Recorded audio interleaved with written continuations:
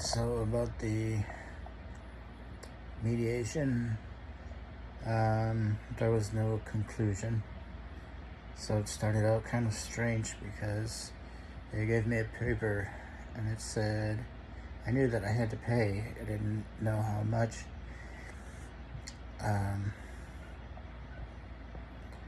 They said 500 pesos, and they said go over to the clerk of court. So I walked a few hundred yards over there, and they told me, you can't pay this here. I had been there before when I got a court clearance, which a long time ago, it feels like. It was part of this preparing for the same custody case. I had paid a fee at the same little office, but this time they said you can't pay here. You'll have to go to Malolos. Malolos is another city in the same province, but far, like 40 kilometers. And if you don't have a car or a motorcycle, it's hard to get there because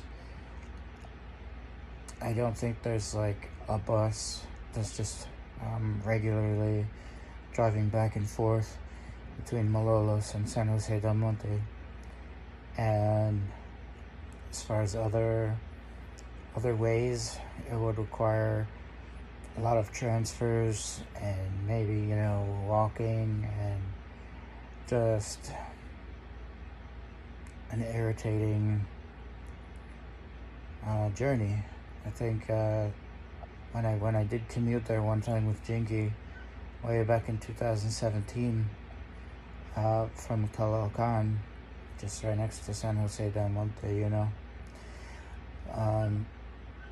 we had to go south and then get this commuter vehicle to go north instead of just going north.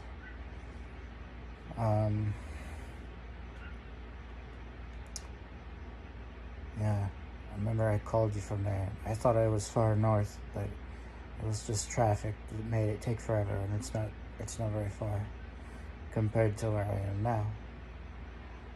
But anyway, so I'm like, Malolos, I have no way to go there. If I go there, it's a pain in the ass just to pay 500 pesos. I might end up paying 500 pesos just to get there, or 500 round trip if I'm lucky, and then it's gonna take forever. It's gonna take hours and hours, and if I come back and then I don't know if even the business day is still going on. It might be over. It might be late afternoon or evening. So they're like, when I came back to the mediation center, told them what the clerk of court had said. So he said, okay, wait. And about 10 or 15 minutes later, then they said, okay, come inside to me and Jinky, and the mediator is a woman, at least one on that day, and she seemed to be good at her job. Like, I mean, it's a very good thing that she is good at her job. If she sensed that you were like starting to ramble or say some nonsense, she didn't just let you talk. She cut you off and told you what she thought, and that struck me as something good. And probably about 2/3 of the time, she seemed to be taking my side or sympathizing more with me, because Jinky was babbling and rambling, and she got cut off, and the woman, not in her exact words, but said something to the effect of, "What's wrong with you?" I mean, she didn't parse words. Sometimes they were speaking in Tagalog, Jinky and the mediator, and sometimes in English. And so, but every time that it was in Tagalog or in the unique mix of English and Taglish, then I would get a translation from one of them about what had been said if I didn't understand. But a lot of it was just in English. But obviously when I was talking to the mediator and she was talking to me, it was in English. She said to Jinky, "What's wrong with you?" Like after she had listened to Jinky's accusations against me, and so I'm like, okay, this is how we're doing this mediation. We're gonna make accusations against one another. So then I brought up things, and then the mediator was like, "All right," and she looked at Jinky and said, "Hey, you need to leave the past in the past, and you need to accept your husband's offer to come back." And then she said, "You know how many men don't care very much about their kids, especially when the relationship doesn't work out. The parents split up. So she did do some finger wagging at me based on what Jinky said. Like, stop flirting with other women and things like that. So I'm like, "Yes, ma'am, I can promise I won't do that, and I won't do anything beyond, worse than flirting."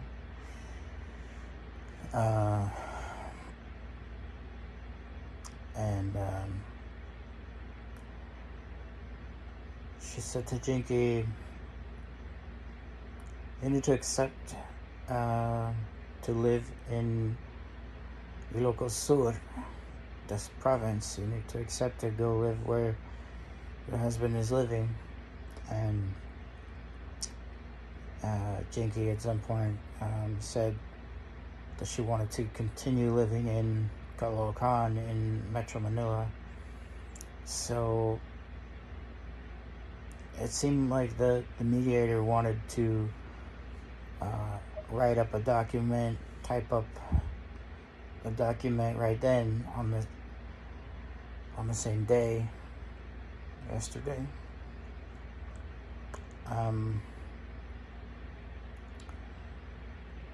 And have us have an agreement and sign, and then I would mean withdrawing my petition for custody. But the only way I'm going to do that is if the document says that, the legally binding document says that she is going to move here, and if she does leave again, wants to walk out, that she doesn't get to take either of the kids with her. And those are my two conditions. Even if it's a sexless and loveless marriage, I'll, accept that as just a fact of, it's just an unfortunate fact of life. If um, if my both of my sons are here, and for their sake, they grow up together, and they grow up with both parents, not just one, because it's unfortunate that they're for the past year and a half approximately, they have been growing up apart from each other. And even when I lived only a few kilometers from Jinky, they saw each other occasionally, not all of the time. And now I'm up here in a place where I like to live, where I want to live, and I'm pretty sure that I said to the mediator that for the first 5 years of living in the Philippines, I lived where Jinky wanted to live. Yeah, I did say it, I remember now. Which is in Metro Manila, or very, very close to Metro Manila, just outside of it.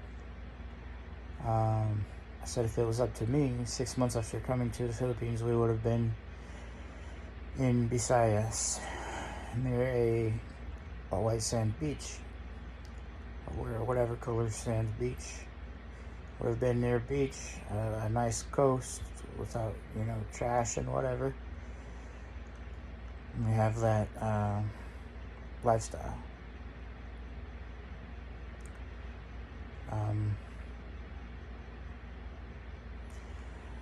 But we stayed in and around Metro Manila because that's what she wanted.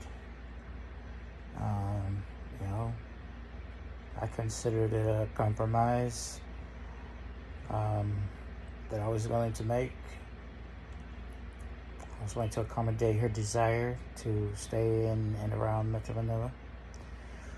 But now, I can't accept. And the mediator took my side. Jinky should just accept to live in the province in Ilocos, so far away from Metro Manila. If she can accommodate me where I want to live, and we're still in her country, just in a part of it that I like more.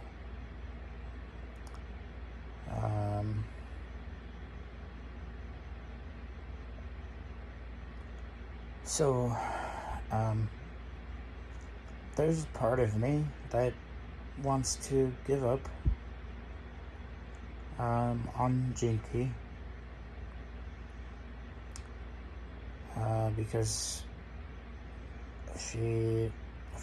since she left, she has never wanted to come back to me. And so there's a part of me thinks, why am I still trying to get her to come back? I should move on. And there are 100% of the people that give me advice on this are saying, move on from Jinky.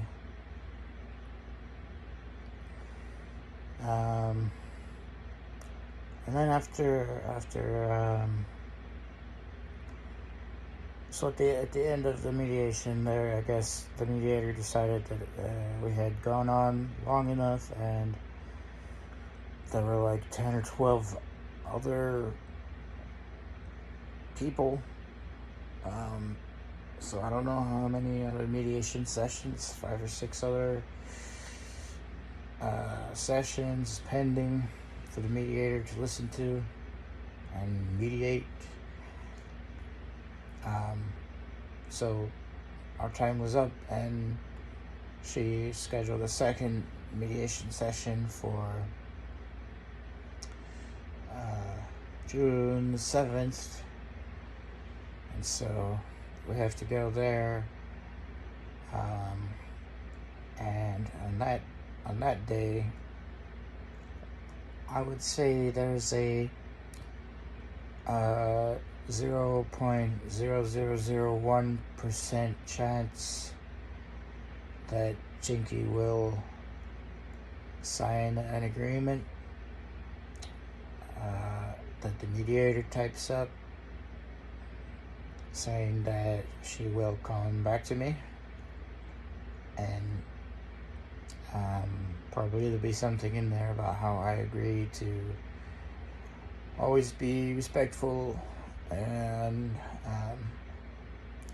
not do things like flirt with other women, especially not anything beyond that, like cheating on a Jinky with another woman, and that there would be consequences if I did that. And if I have both my kids and Jinky here, I wouldn't. I would not fuck it up. I don't know if there's any chances that Jinky would ever love me again. But just having both my kids here, and even with a wife who doesn't love me, having both my kids who adore me is enough. So for Daisaku, for Alex and Daisaku, I am going to sincerely try to have an agreement, but I have to protect myself from Jinky, to make sure that she doesn't sign this agreement and then come here, but then on some flimsy pretext, or no pretext at all, just decide to leave and try to take one or both of the kids. It would be difficult, much more difficult to do that living here as opposed to living 5 kilometers, 7 kilometers from her house where she grew up, and she has moved.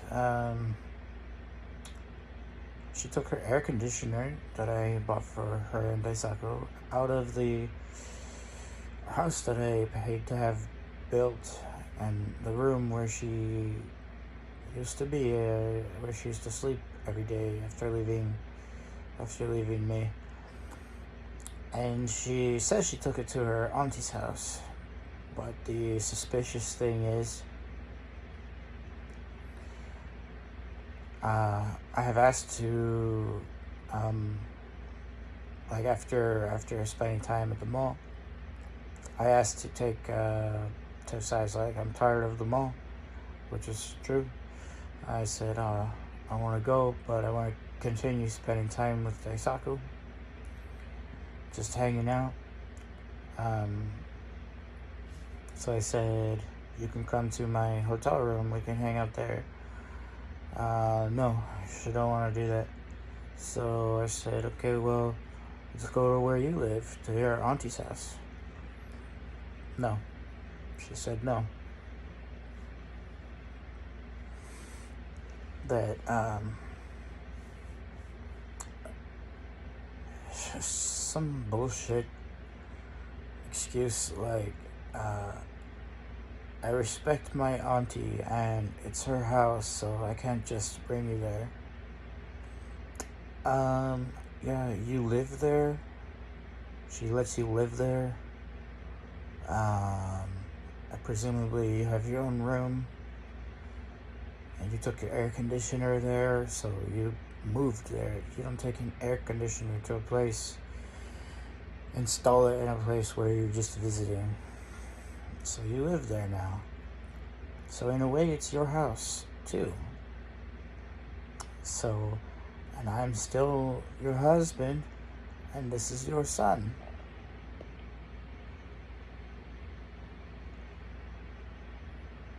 And how is it going to be a problem to your auntie that I visit me and your son, who you don't see very often?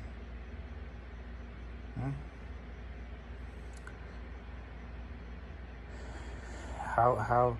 And then her other excuse was, it's Sunday and they're at church. But it was like 3 p.m. Who is still at church at 3 p.m.? I know people go to church on Sunday. Most of the Filipinos I know profess Catholicism or some other kind of Christianity, but they don't go to church. And I've passed by churches on a Sunday morning and they're packed, but they're not in my. Those Filipinos are not Filipinos that I know. I just know the ones that are like, yeah, I'm Catholic, but if a Sunday rolls around and I don't go, they just, I don't know, they go on every once in a while and take the communion. And my landlord, interestingly, she professes to be a devout Catholic, but she said that she stopped going to church, going to mass, because in her estimation, her opinion, the priests had become too political, and using the pulpit as a place to talk politics. And I guess politics that she disagrees with, because if you agree, then you wouldn't have a problem. But she said that the priests were supporting the presidential candidate Maria Leonor Robredo, otherwise known as Leni Robredo,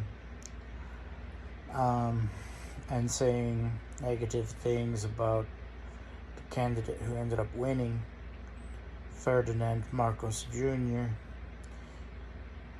also known as Bong Bong Marcos Jr. And that's why she stopped going and stopped to, do all of that communion and confession and all of that. So,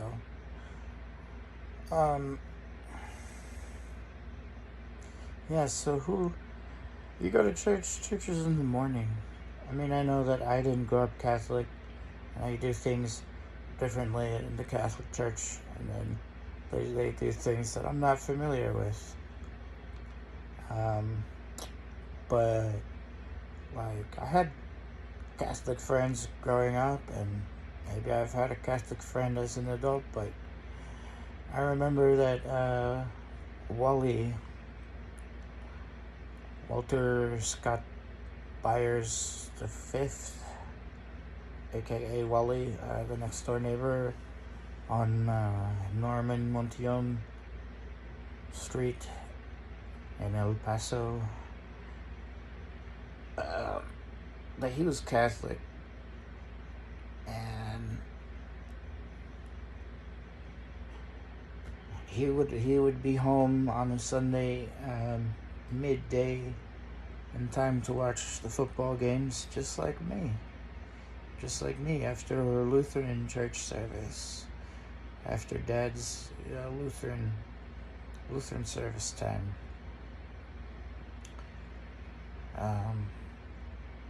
So that's just bullshit, and it makes me think, and it makes my landlord think, that she has something to hide. She's not living at her auntie's house, or if it is her auntie's house, she has something to hide there, like a lover. And as you can see, I have no lover. It's just me and Alex in the bed. And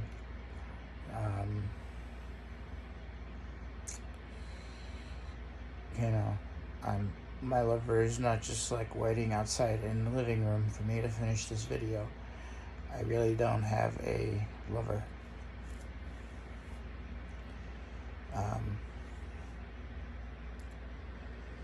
So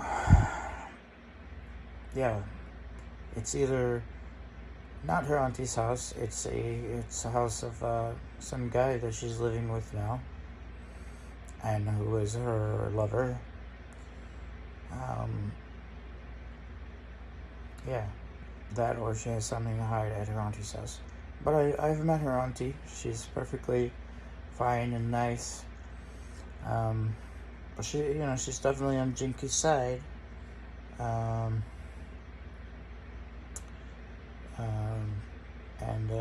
she's like a substitute mother for Jinky. But when the situation is calm, and when it's not like Jinky's in the middle of leaving, and that situation was hectic on that day when she left with Daisaku, and yeah,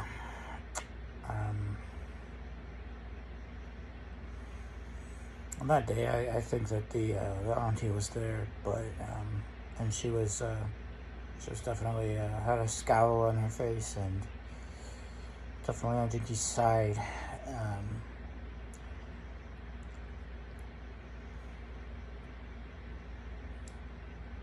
But on other occasions, when I've been around her, she's just a normal, fine and friendly woman. And her husband, he's always been nice to me. Molesio. Last name is Puson, I think.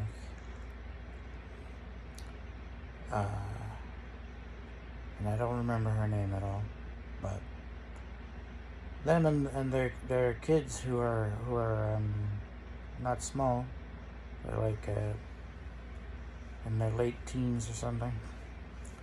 I know all of them, at least a little bit, and they know me, and so they would not have a problem with me going there, especially when I go to someone's house.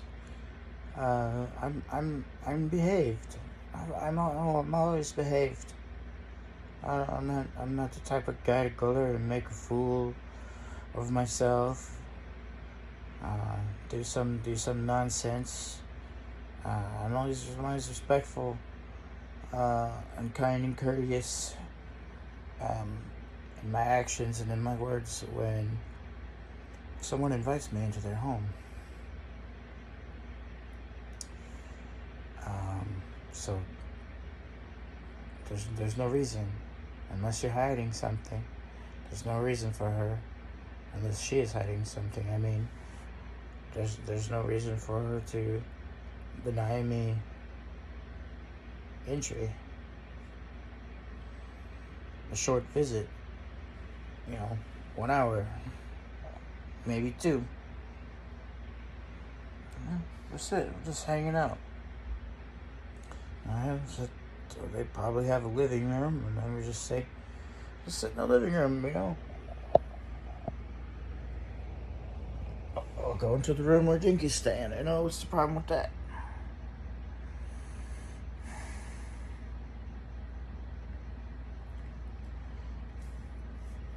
So, anyway, on June 7th, Jinky will not sign an agreement. There will be no agreement because my bare minimum, my one condition that I cannot give up on is that she lives here. And the other one that I really want to include is if you walk out, I keep the kids. But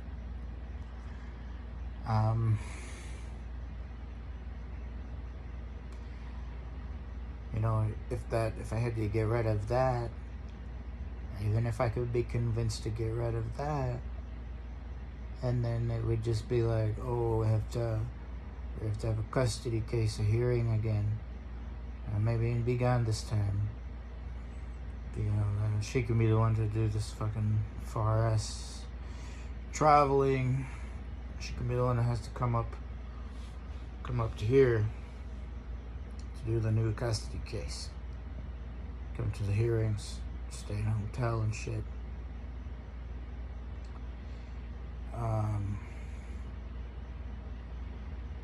Even if that wasn't in agreement, because Jinky objected to it, I will not go back to ugly, noisy, polluted North Caloocan, Bagong Silang. No.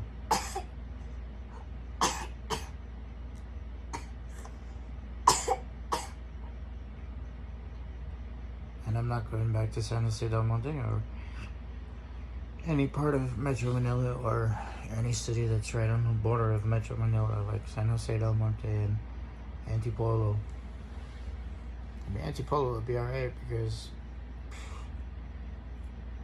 that's where all the strongmen live. Most of them, the vast majority that I know, like 3/4 of them live in Antipolo or Marikina City, right next to Antipolo, inside Metro Manila. I don't know why, but that's where they are, most of them. So I could train with them, but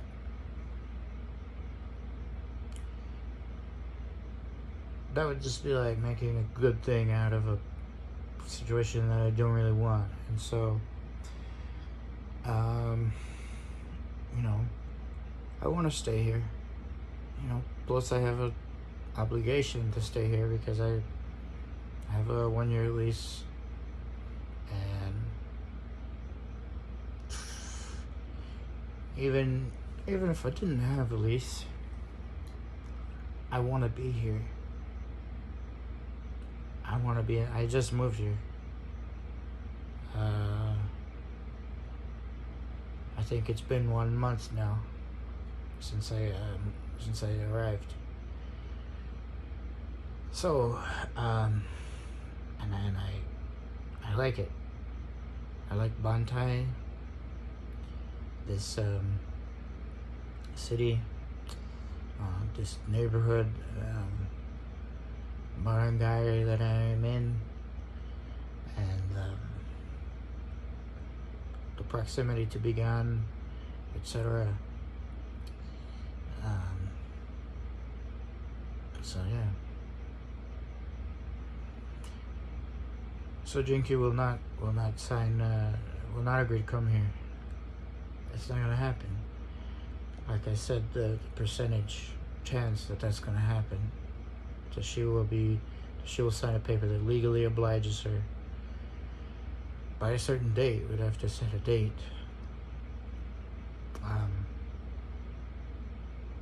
Or else, you know, anybody can just be like, yeah, I'm getting around to it. Yeah, I'm gonna move to live with Elias again. And then, you know, just let forever go by and not do it. So there'd have to be a date agreed upon, like, okay, before the end of June or before the end of July, I'll be, you know, I'm legally required to move there. Me and Daisaku, she won't agree.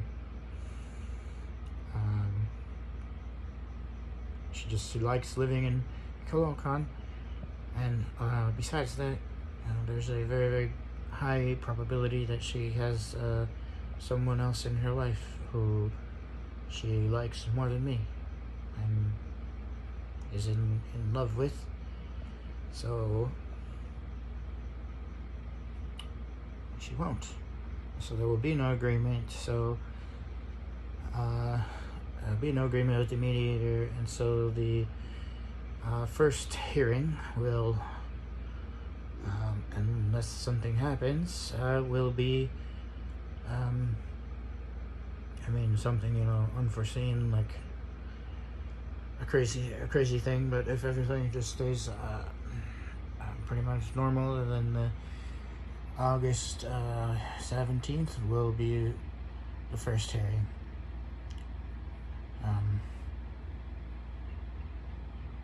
1 year and 8 months after the thing was first filed, the custody petition.